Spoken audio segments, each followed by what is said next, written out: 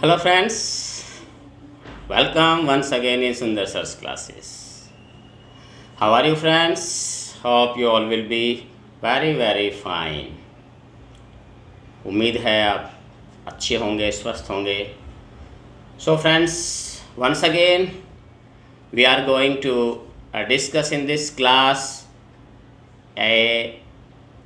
in this particular class we are going to discuss on the same topic, the same series that is going on for last few days, and that is our means finding the common error, or you can say finding the correct option in this particular lesson. This lesson belongs to the change of voice, grammatical topic voice, change of voice. Friends, इस topic में यानी आज का जो हमारा lesson है इसमें हम जो डिस्कस करेंगे वो हम करेंगे चेंज ऑफ वॉइस, जो कि ग्रामर का एक टॉपिक होता है उसके बारे में. और यहाँ कुछ मैंने आपके सामने कुछ सेंटेंसेस जो है मैं आपके सामने लेके आऊँगा, जहाँ आपको 4 ऑप्शन दिए जाएंगे कि आपने बताना उनमें से कि 4 ऑप्शन में से करेक्ट ऑप्शन उसका कौन सा है. फ्रेंड्स, इससे पहले कि मैं शुरू करूं, मैं आपको एक बात आपको बताना ये चाहूँगा ज़रूर कि अगर आपने चैनल को सब्सक्राइब नहीं किया है तो इसे आप सब्सक्राइब कर लीजिए. दूसरी महत्वपूर्ण बात है, इस वीडियो को लास्ट तक ज़रूर देखिए, क्योंकि लास्ट के अंदर लास्ट स्लाइड में मैंने आपके लिए कुछ एक्सरसाइज, कुछ सेंटेंसेस रखे हैं जो आपने सॉल्व करने हैं, और आप उन सेंटेंसेस को सॉल्व कीजिए. अगर कोई प्रॉब्लम आती है या किसी प्रकार का अगर कोई इश्यू है तो आप मुझसे कमेंट के ज़रिए बात कर सकते हैं. So let's friends, don't waste our time too much and we start our lesson now.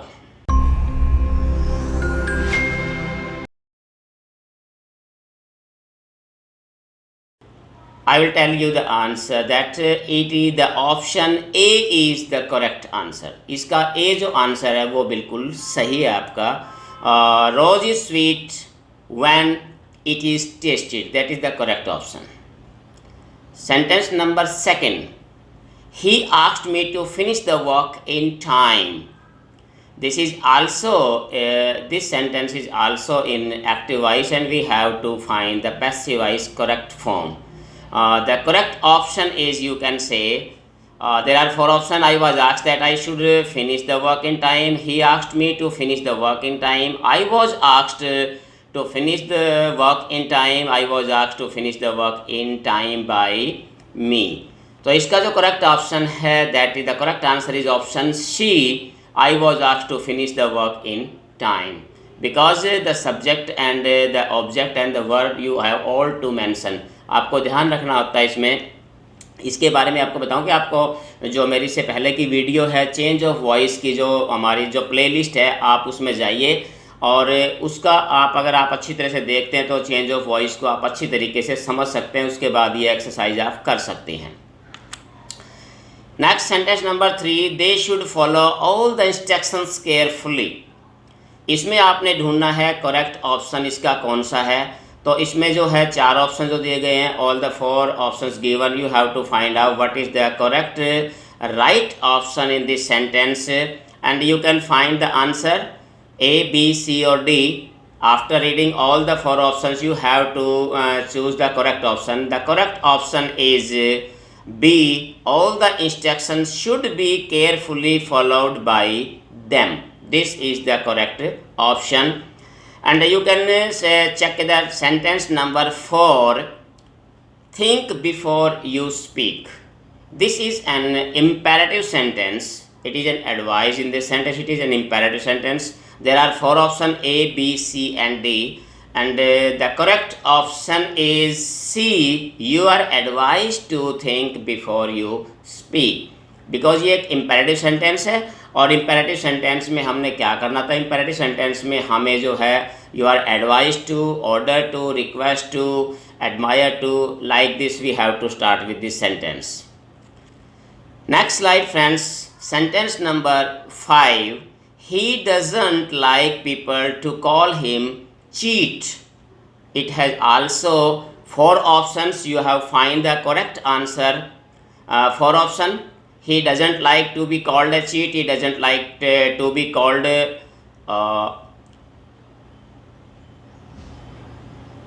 He doesn't, first है इसमें he doesn't like to be called a cheat, he doesn't like to be call a cheat, he doesn't like anyone call him cheat or to call cheat is not liked by him.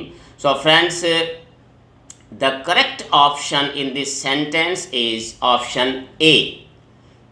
Okay, बाकी तीन जो sentence है हमारे जो option है उनमें mistakes है।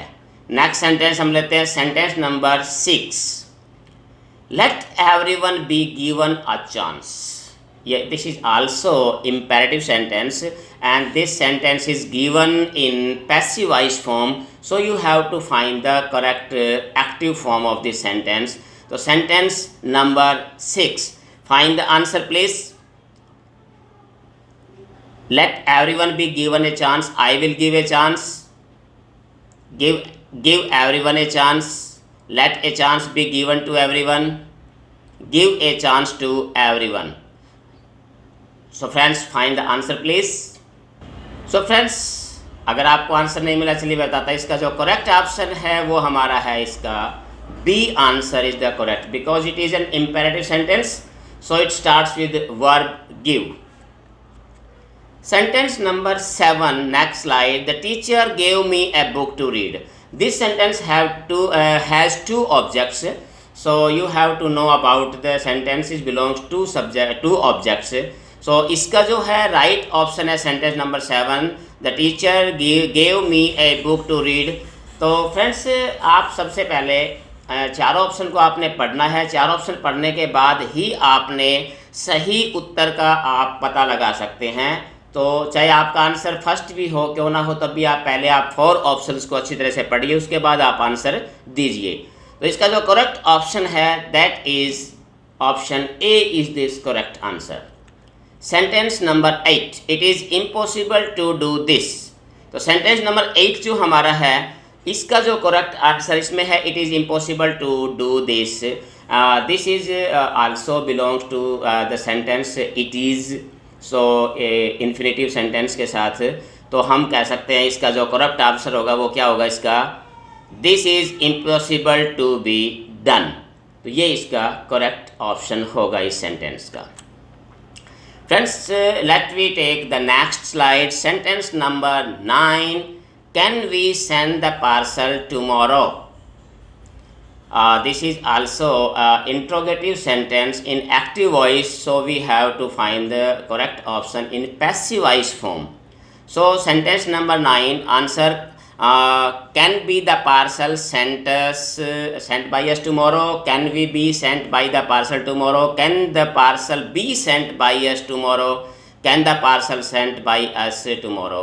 So it is this sentence contain the modals, and you know that if they have the modals auxiliary in the sentence, you have, when you change the passive voice the sentence, you put be with modal. Be का हम प्रयोग करते हैं इसमें. तो इसका जो correct option है वो क्या है हमारा, सी है इसका correct option. Sentence number 10, they have done this to diffuse the crisis. Present perfect tense है फ्रेंड्स, इसमें एक्टिव वॉइस है सेंटेंस की, इसको हमने you have to change into passive voice. So the crisis has been diffused by them, this has been done by them to diffuse the crisis, to diffuse the crisis it was done by them, to diffuse the crisis this is done by them. तो और sentence number 10 जो है इसमें जो correct answer क्या है, the correct answer is option B, this has been done by them to diffuse the crisis. So इसका जो प्रेजेंट परफेक्ट टेंस है तो इसका जो करेक्ट ऑप्शन है वो हमारा बी है. Next sentence, next slide my friends, that is they say that people live on distant planet. Sentence number 11, I will give you just 15 seconds to locate the answer please. Okay, your time up. If have you found the answer, that is okay. If you didn't, no problem, I am going to tell you now. The correct option is C. It is said that people live on distant planet. So that is the correct option, correct answer in this sentence. Sentence number 12, you will be looked after well. You will be looked after well. So friends, if you look at the structure of this sentence is in passive voice form, so we have to find the correct form of sentence in active voice. So you find the answer, sentence number 12, if you have found the answer. Yes or no? Okay, if you didn't, then let me tell you, sentence number 12, they will look after you well. This is the first option, sentence number A. First option is the correct answer of this sentence, because the sentence is only the sentence that is in active voice. Next, sentence number 13. Why did your father refuse to give the money to you? और ये sentence भी friends interrogative sentence है और past indefinite का sentence है। और past indefinite के sentence में आप देखते हैं कि हमें वर्ब की सेकंड फॉर्म का यूज़ करेंगे। और इसका जो करेक्ट ऑप्शन है फ्रेंड्स वो आप देखिए।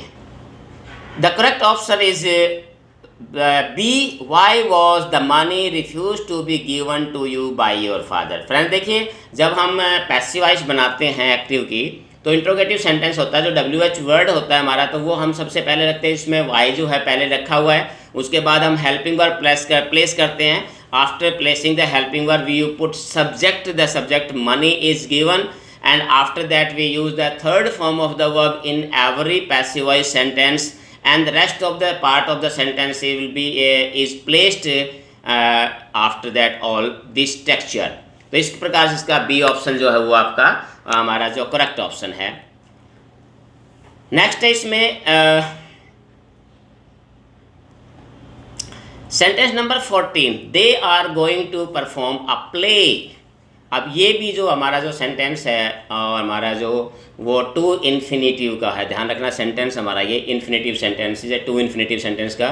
तो जो करेक्ट ऑप्शन है इसमें वो हमारा है option A, a play is going to be performed by them, because this is an infinitive sentence. इसमें हमने आर गोइंग जो है, मोस्ट ऑफ द स्टूडेंट जो है इसको प्रेजेंट कंटिन्यूअस के हिसाब से ले जाते हैं और इसकी स्ट्रक्चर जो है वो रॉन्ग हो जाती है। तो इसको हमने इन्फिनेटिव यानी जो वर्ब है इसमें टू परफॉर्म यानी टू इन्फिनेटिव के हिसाब से इसको हमने स्ट्रक्चर इसको चेंज करना होता है। Next sentence number 15, I am not going to tolerate this nonsense anymore. It is another infinitive sentence, ये एक और इन्फिनेटिव सेंटेंस है हमारा। तो इसका आंसर आप try to find out. This nonsense is not going to be tolerated by me anymore. This nonsense is not being going to be tolerated by me anymore.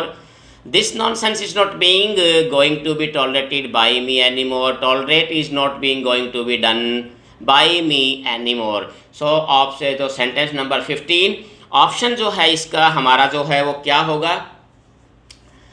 इसमें आप देखिए कि first this nonsense, this is not correct. The option B, this nonsense is not being done to be tolerated by me anymore, this is the correct option in this sentence. Next sentence number 16, why are you raising a hue and cry, a hue and cry। और यहाँ जो है ये sentence में अक्सर हम mistake करते हैं।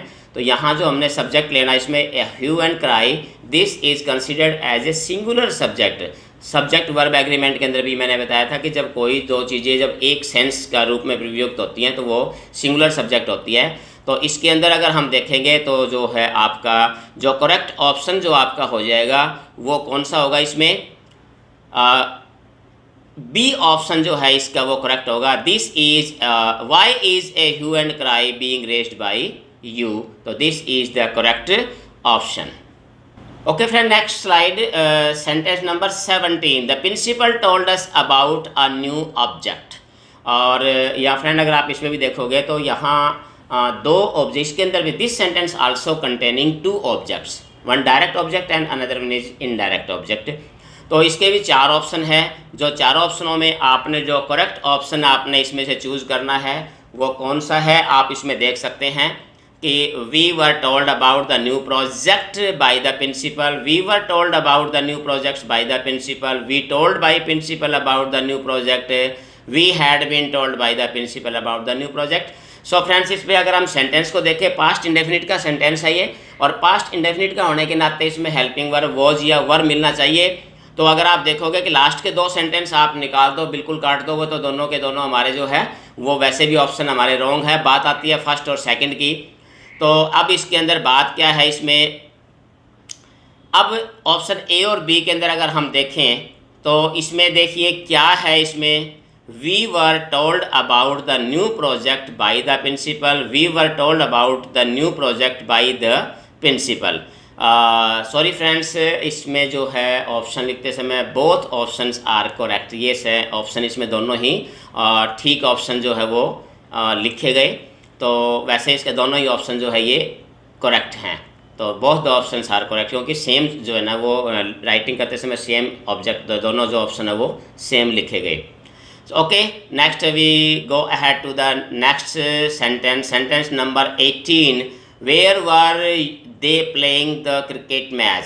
Friends, active voice, this sentence is in active form and this belongs to past continuous tense. If the sentence is past continuous, when we change in passive voice we use was were into being plus third form of the verb। तो आप इसमें find out कीजिए, cricket जो है इसमें object है तो हम जाएगा इसमें द क्रिकेट, तो इसमें क्या हो जाएगा, इंट्रोगेटिव सेंटेंस है तो हम इंट्रोगेटिव वर्ड जो है पहले लगाएंगे वेयर, और द क्रिकेट मैच है तो नेचुरली बात है सिंगुलर है तो वेयर वॉज आएगा। तो आप देखिए इसमें वेयर के साथ वॉज किस दो सेंटेंस है जिसमें वेयर के साथ वॉज लगा हुआ है, ए और डी।